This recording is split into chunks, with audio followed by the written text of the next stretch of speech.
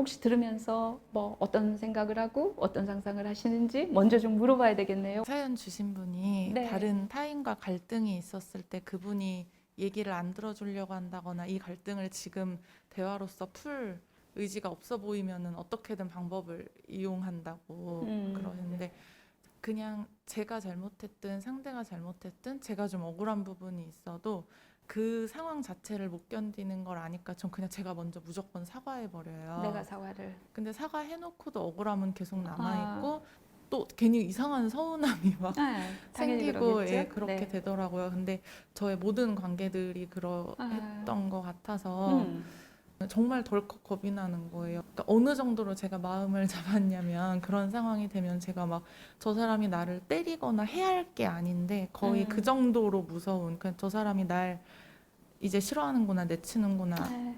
집단으로 혹시 나를, 그게 직장이든 어디든 괴롭히지 않을까, 뭐 정신적으로든 물질적으로든.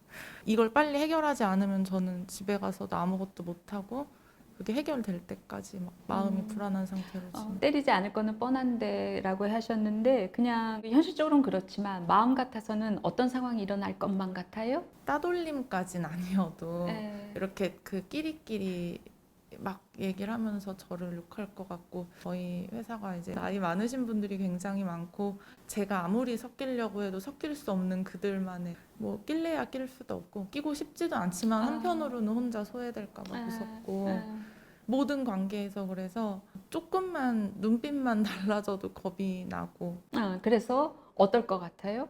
저 사람이 내가 얘기하는 거에 동의하지 않거나 탐탁하지 않거나 좀 다른 의견을 갖고 있으면 그런 얘기를 내가 하면 어떨 것 같은데 마음으로는 상상으로는 알지도 못하고 경험이 없어서 저런 식으로 경험도 없는 게 알지도 못하는 게 네. 어린 게 네. 저 스스로도 이 일을 잘한다고 생각하는데도 아, 윗사람이 그렇게 얘기하면 아, 내가 좀 부족한가? 진짜 내가 모르는 뭐가 있나? 막 그런 것 때문에 사람들이 하기 싫다고 내팽겨진 일이 결국 저한테 왔고, 이 사람들이 안 하는 일이 결국 제 일이 됐고, 하다 보니까 진짜 그걸 안 하면 제가 나쁜 사람 된 것 같고, 누군가한테 말해도 안 풀리고, 담고 있자니 미치겠고, 집에 이제 남편이 있으니까 이제 죄 없는 남편만 7년째 저랑 살면서 맨날 제가 거의 뭐 괴롭히다시피 하고 있고, 남편도 지쳐갈 것 같고, 다 악순환이 돼요. 지금 사연 속에 이분이 불안한 거를 동생들하고 이렇게 하면서 하듯이 남편하고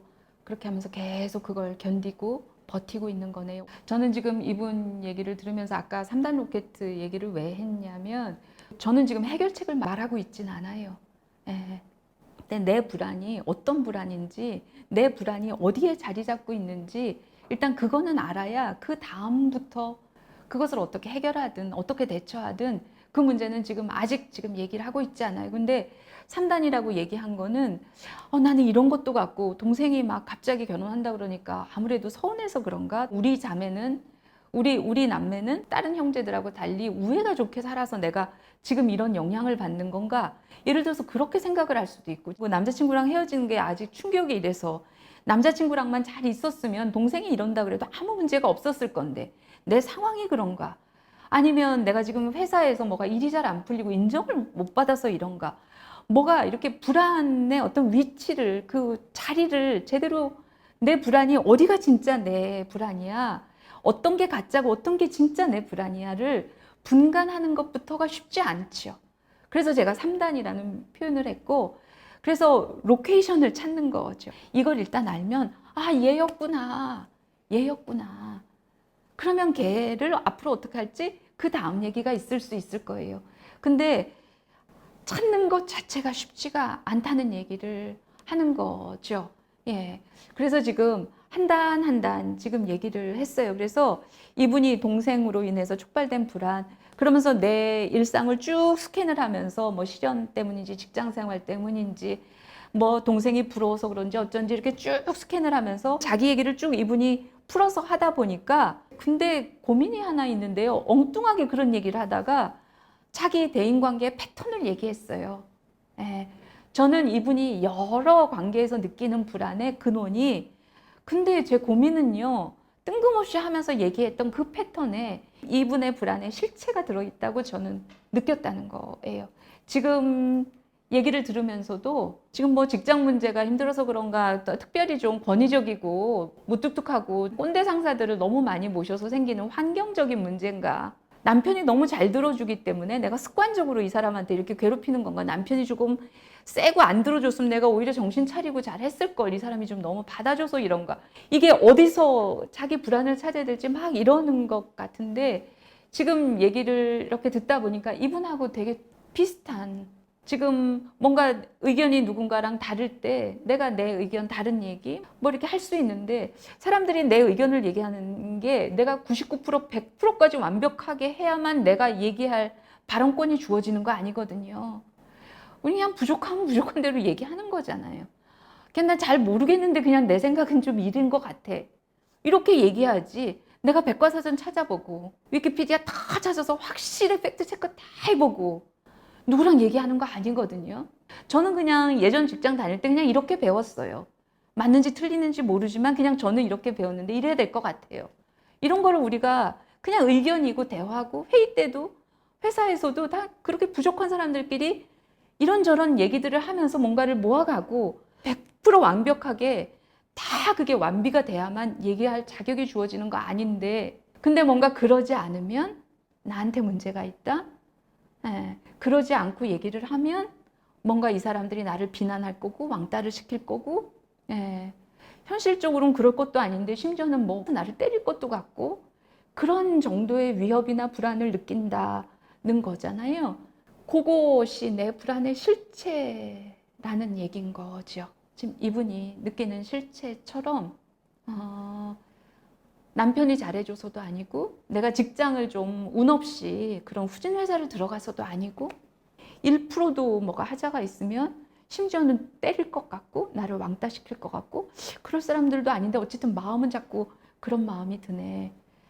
그게 우리는 보통 그러면 피해의식이라고 얘기하잖아요. 근데 저는 이런 말이 좀 잘못됐다고 느껴요. 이거는 피해의식이 아니라 피해 경험이 있는 거예요. 사람은 괜히 이런 마음이 들지 않아요.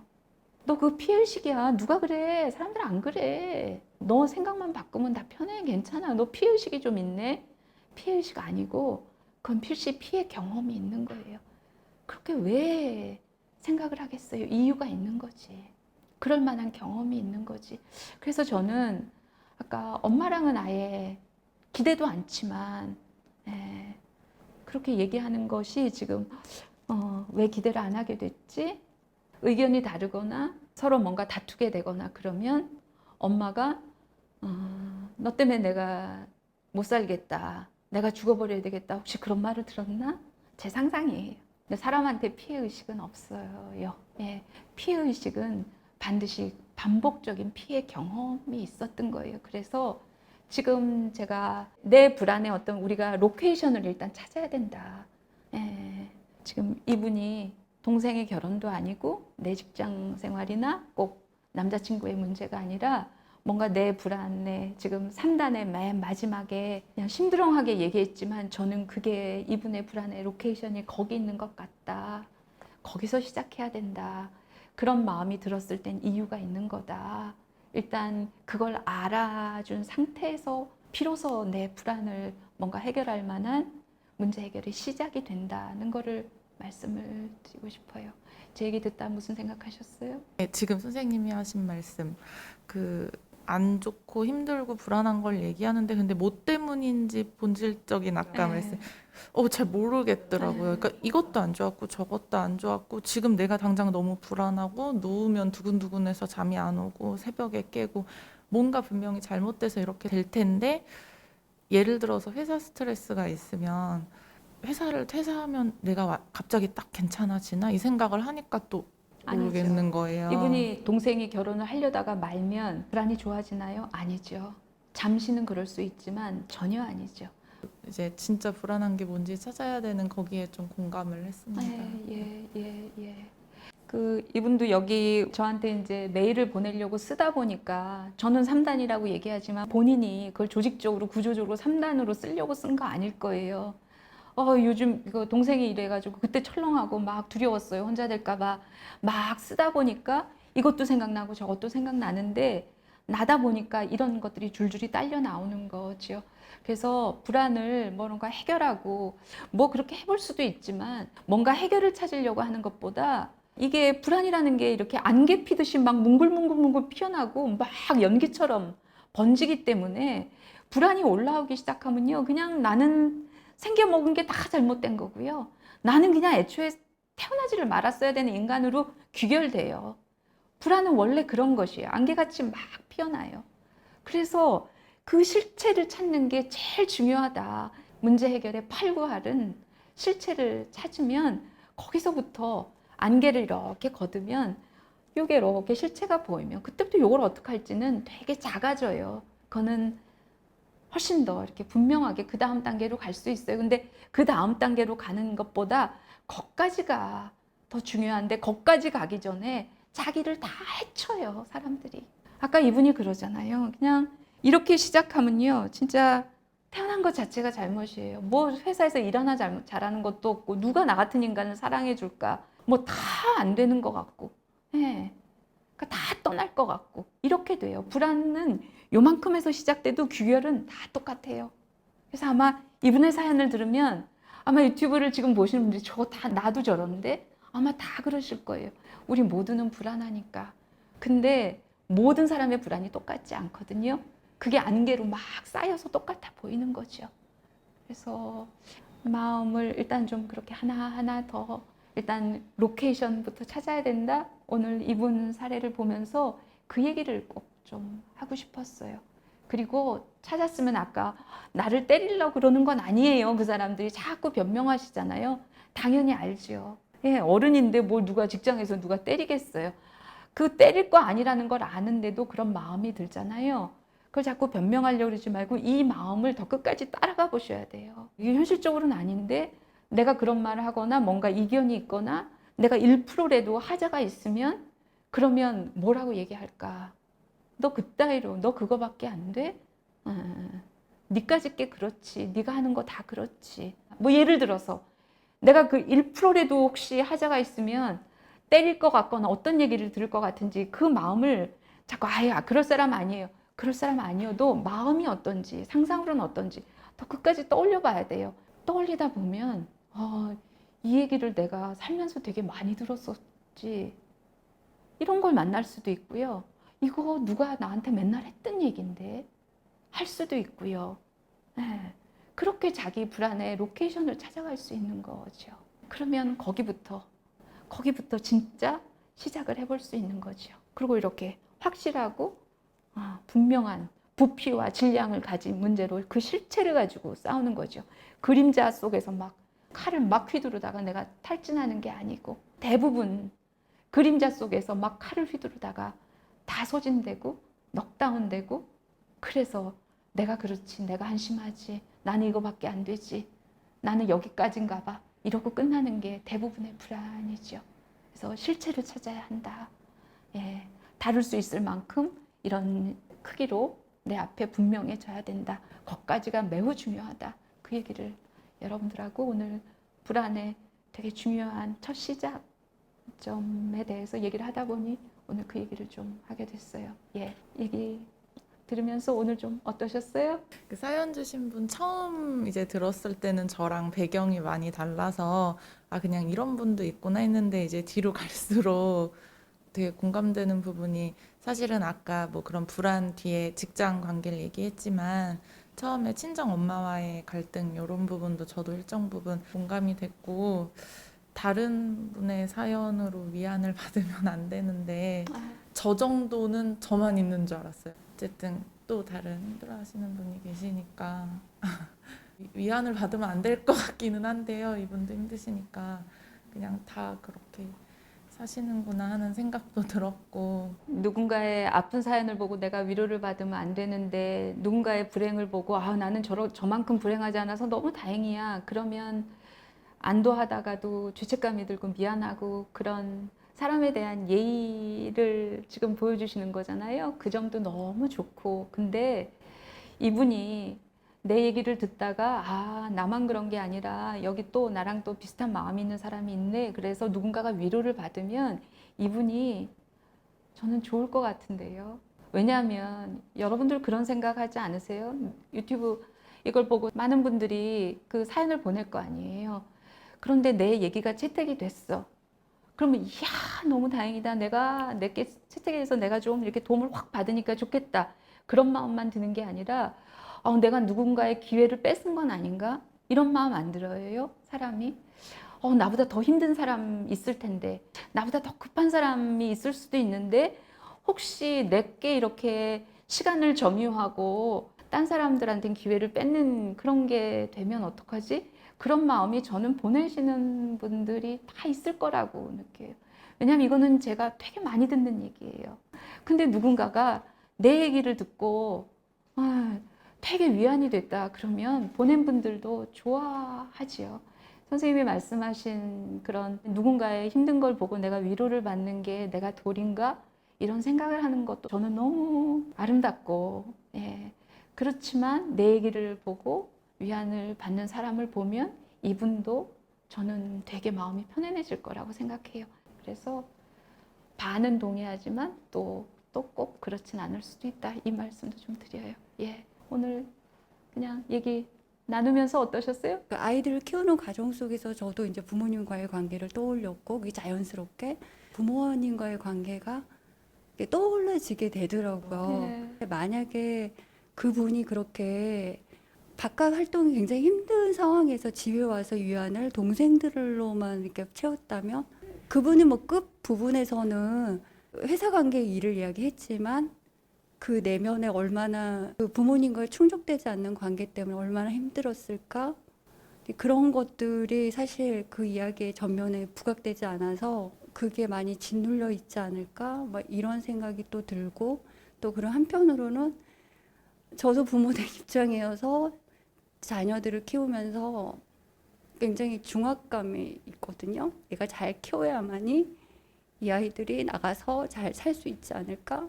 이런 생각이 또 들고 그래서 되게 관계라는 게 굉장히 어렵고 사연을 주신 분 이야기를 들어보니까 얼마나 힘들었을까라는 생각이 들었습니다. 네, 제가 아까 그냥 몇 마디만 있었는데 엄마한테는 전혀 기대도 않고 그 단서 하나만으로 제가 그냥 혹시 이래서 얘기를 한 건데요. 그럴 수도 있고 부모의 영향력이라는 것은 자녀들한테 이거 너무나 절대적이고 강력해서 뭐 단 몇 마디 말인데 그게 진짜 제가 상상했던 대로 그런 문제가 있을 수도 있고 근데 또 아닐 수도 있어요. 저는 그냥 개인적으로 그런 생각이 들어요. 아까도 말씀드린 대로 부모의 영향력은 너무 강력해서 그게 연결이 되는 경우가 매우 많긴 하지만 그러니까 매사를 또 그렇게만 또 이렇게 몰아가는 것은 진짜 실체를 가릴 수도 있거든요. 아닐 수도 있다. 그것도 늘 열어놔야 된다.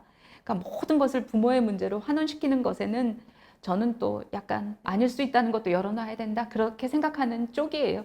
근데 아까 몇 마디 나온 게 그냥 마음에 걸려서 또 얘기는 했어요. 예. 하지만 또 그냥 또 나머지는 또 열어놓을 수 있다. 지금 당사자가 있는 것도 아니고 제가 뭐 이렇게 말하는 게 다 뭐 제 상상이다 옳다 이렇게 말할 수도 없으니까요. 어쨌든 그렇습니다. 근데 들으시면서 부모 입장이니까 혹시 부모인 나로 인해서 내 아이가 저런 마음을 가지면 뭐 이런 상상을 또 하게 되셨나 봐요.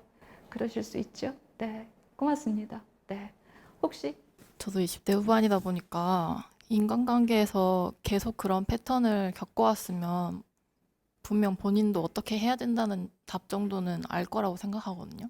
그러니까 이를테면 어떤 답이라는 게 어떤 뭐 걸까?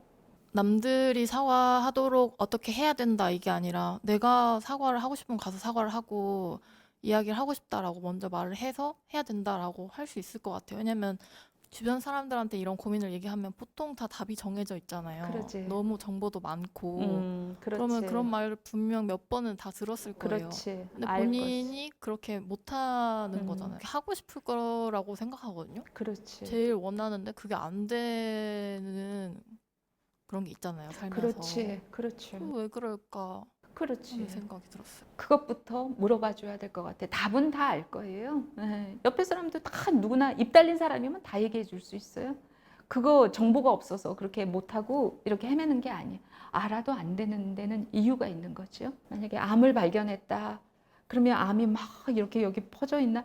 아, 여기 이렇게 딱 있구나. 그러면 여기에 이렇게 표적 치료를 하잖아요. 그러듯이 여기 딱 떨어져서 있으면 거기서부터 시작을 해야 되는 거죠. 너 다 알 텐데 안 되네. 어떤 마음 때문에 그러는데 그렇게 해봐야 사실은 소용없다고 생각할 수도 있고 이미 해봤지만 안 됐을 수도 있고 거기서부터 시작해야 되는 거죠. 그렇죠? 네. 불안 시작을 한번 이 얘기로 해봤습니다. 오늘 같이 집중해주고 같이 이야기 들어주고 공감해주시고 그래서 고맙습니다. 여기서 마칠게요. 네.